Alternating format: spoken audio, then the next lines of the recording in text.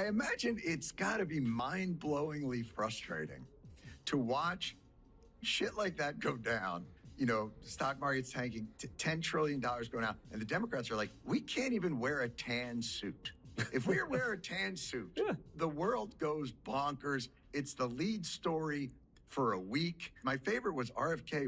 He was talking about the huge cuts to Health and Human Services and all the people, and how they had to rehire people. And he goes, we always knew that 20% of those job cuts were going to be wrong. Part of the plan was always we were just going to rehire 20% of the people. And you're like, what if you took an extra 2 days? Right. Like, that's what I can't figure out. What is the rush? It's been 2 months. What about trying to negotiate trade deals prior to killing the hostage and then asking for ransom? I don't get it. There's a logic here too, right? On the trade deals, especially if you make it completely chaotic, then the only organizing principle is the man himself. And then all that matters is which country, which industry, which company got to the man and convinced him or flattered him or whatever it took, got him to give them some mercy.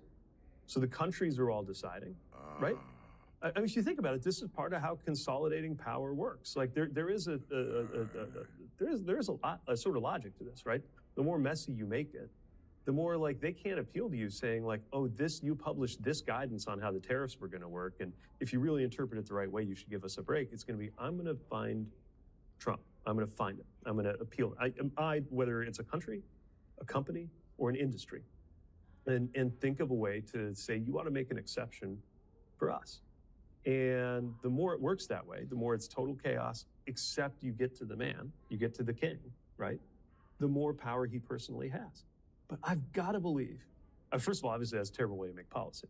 And it's terribly unfair, obviously. Really? But also, like, I got to believe definitely most liberals, I think most conservatives, thoughtful conservatives I've ever talked to, and any libertarian gets that literally the entire point of this country is that we don't have a king, that we don't have some guy how he feels in the morning or what he decides to do or whether he got off the wrong side of the bed this morning is going to decide your fate. But actually, we have rules and we have things we all have to negotiate over and fight over, and there's winners and losers, but we come together in this process.